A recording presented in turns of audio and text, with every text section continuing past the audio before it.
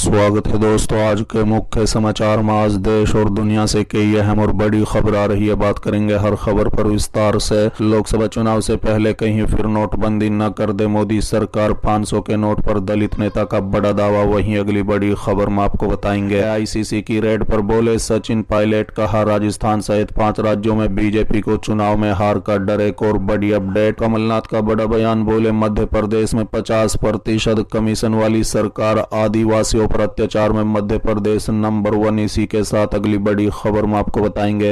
राजस्थान में एनडीए में दरार, मोदी के हनुमान चिराग पासवान ने दिया बड़ा झटका। एक और बड़ी अपडेट, जो राहुल गांधी का वोटर है वो मोदी को भी अपना हीरो मानता है। राजस्थान में कांग्रेस पर जमकर बरसे हुए सी। तो चलिए देख लेते आज की पहली बड़ी खबर। लोकसभा चुनाव से पहले कहीं फिर नोटबंदी न कर दे मोदी सरकार, 500 के नोट पर दलित नेता का बड़ा दावा। दरअसल दोस्तों, लोकसभा चुनाव से पहले केंद्र की मोदी सरकार एक बार फिर नोटबंदी कर सकती है, ऐसा दावा वंचित बहुजन अघाड़ी के अध्यक्ष प्रकाश अंबेडकर ने किया है। बता दें कि उन्होंने भाजपा और आरएसएस के बीच समुदाय में दरार पैदा करने का आरोप लगाया। कहा है कि मोदी सरकार 2024 के लोकसभा चुनाव से पहले फिर नोटबंदी कर सकती है। इस बार नोटबंदी 500 के नोट की होगी, इसलिए जिनके पास 500 के नोट हैं उन्हें 100 या 200 रुपए के नोटों में बदलवा लेना। प्रकाश ने कहा है कि भाजपा कभी भी मराठा समुदाय को आरक्षण नहीं देगी।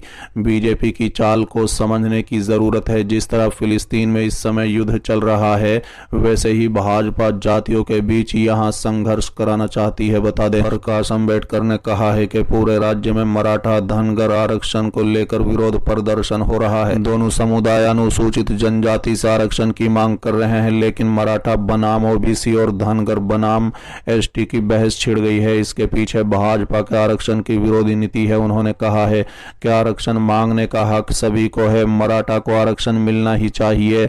इसके लिए सरकार को अलग से प्रावधान बनाना चाहिए। चलिए अगली खबर, एआईसीसी की रेड पर बोले सचिन पायलट, कहा राजस्थान सहित 5 राज्यों में बीजेपी को चुनाव में हार का डर। दरअसल दोस्तों, राजस्थान में विधानसभा चुनाव के कुछ ही दिन शेष बचे हैं। ऐसे में राजस्थान कांग्रेस प्रमुख गोविंद सिंह के आवास पर गुरुवार यानी 26 अक्टूबर को सुबह ईडी ने छापेमारी की। बता दें कि राजस्थान कांग्रेस अध्यक्ष के करीब 1 दर्जन स्थानों पर इस वक्त ईडी का तलाशी अभियान चल रहा है। इस बीच सीडब्ल्यूसी सदस्य और पूर्व केंद्रीय मंत्री सचिन पायलट ने सवाल उठाते हुए कहा है कि ये कदम राजनीति से प्रेरित था और भाजपा की हताशा को उजागर करता है। बता दें कि राजधानी में आईसीसी मुख्यालय में मीडिया को संबोधित करते हुए पायलट ने आगे कहा है कि छापे राजस्थान सहित सभी 5 राज्यों में चुनाव हारने के बारे में भाजपा की हताशा को स्पष्ट संकेत देते हैं। उन्होंने कहा है कि कोई भी राजनीतिक दल जो अपनी जीत को लेकर आश्वस्त है वो ऐसी डराने वाली रणनीति का सहारा नहीं लेगा। कांग्रेस नेता ने कहा है कि केंद्र की भाजपा सरकार ने आज जो किया उससे विपक्षी दलों को डराने धमकाने के उसके संदिग्ध इरादे की बू आती है। उन्होंने कहा है कि कांग्रेस भ्रष्टाचार के खिलाफ है। उन्होंने कहा है लेकिन सबूत और प्रमाण तो होने ही चाहिए।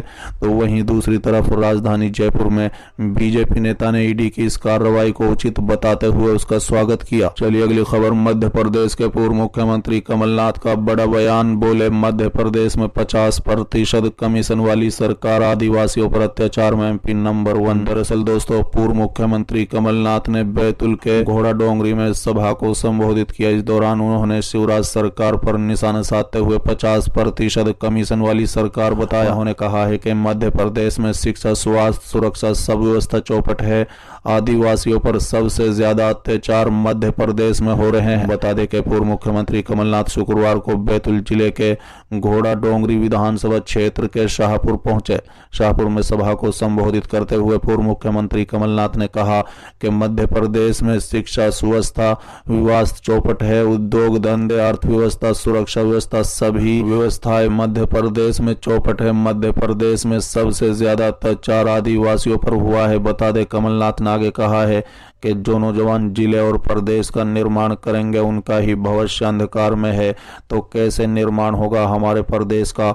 आज प्रदेश में किसानों के साथ अन्याय किया जा रहा है। 17 नवंबर को विधानसभा चुनाव होने हैं। इस चुनाव में केवल उम्मीदवार या पार्टी तय नहीं होगी, ये चुनाव तय करेगा हमारे बैतूल जिले का भविष्य और मध्य प्रदेश का भविष्य। बता दें 17 नवंबर को सिर्फ विधानसभा चुनाव का बटन नहीं दबाएंगे आप, केवल राहुल उसको ही नहीं जिताएंगे, आप भविष्य का बटन दबाएंगे। बता दें कि पूर्व मुख्यमंत्री कमलनाथ ने कहा है कि हमने हमारी सरकार में बैतूल जिले को 85,000 किसानों का कर्ज पहली किस्त में माफ किया।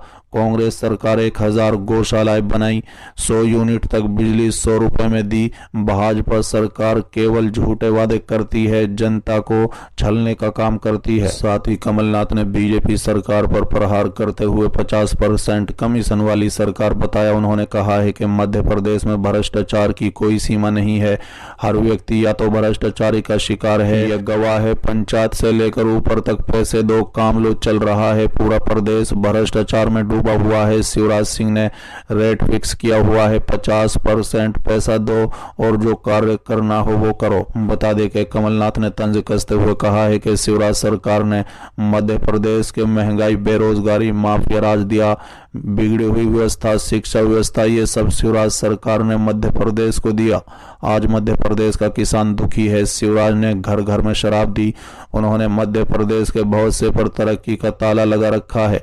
किसान की आमदनी, युवाओं को रोजगार, बच्चों की किताबें और यूनिफॉर्म, कर्मचारियों की पेंशन पर ताला लगा रखा है। चलिए अगली खबर। राजस्थान में एनडीए में दरार, मोदी के हनुमान चिराग पासवान ने दिया बड़ा झटका। दरअसल दोस्तों, राजस्थान विधानसभा चुनाव को लेकर एनडीए में तालमेल नहीं दिख रही है। एनडीए में शामिल 3 प्रमुख दलों ने लिस्ट जारी कर उम्मीदवारों का ऐलान कर दिया है। जेजेपी और लोक जनशक्ति पार्टी ने अपनी लिस्ट जारी कर दी है। बता दें कि जबकि शिवसेना शिंदे गुट के राजेंद्र सिंह गुठा के खिलाफ गुवाहाटी से बीजेपी ने उम्मीदवार खड़ा कर दिया है। बता दें कि जननायक जनता पार्टी के बाद चिराग पासवान की एलजेपी ने 12 उम्मीदवार घोषित किए हैं। बता दें कि इससे पहले बीजेपी ने पहली सूची जारी कर बीजेपी के वोट बैंक में सौंध लगा दी।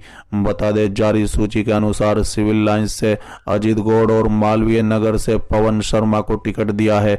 माना जा रहा है कि आने वाले दिनों में एलजेपी और लिस्ट जारी करेगी। बता दें कि हरियाणा में गठबंधन के सहयोगी जेजेपी ने कुल 30 उम्मीदवार खड़े करने की घोषणा की है। जेजेपी ने 6 उम्मीदवारों की लिस्ट पहले ही जारी कर दी, जल्द ही अब दूसरी लिस्ट जारी होगी। बता दें कि सितंबर महीने में हरियाणा के उप मुख्यमंत्री और जेजेपी के संस्थापक दुष्यंत चौटाला जयपुर दौरे पर पहुंचे थे। तब उन्होंने ऐलान किया था कि उनकी पार्टी 18 जिलों की 30 सीटों पर चुनाव लड़ेगी। उन्होंने कहा था कि पार्टी कार्यकर्ता राजस्थान में सेक्रे हो गए हैं, जहां लगातार सदस्यता अभियान चल रहा है। चौटाला ने कहा था कि अगर राजस्थान के लोग हमारा समर्थन करते हैं तो हरियाणा की तरह ही राज्य के युवाओं को निजी क्षेत्र में नौकरी में 75% आरक्षण दिया जाएगा। महिलाओं को पंचायती राज संस्थाओं में 50% हिस्सेदारी मिलेगी।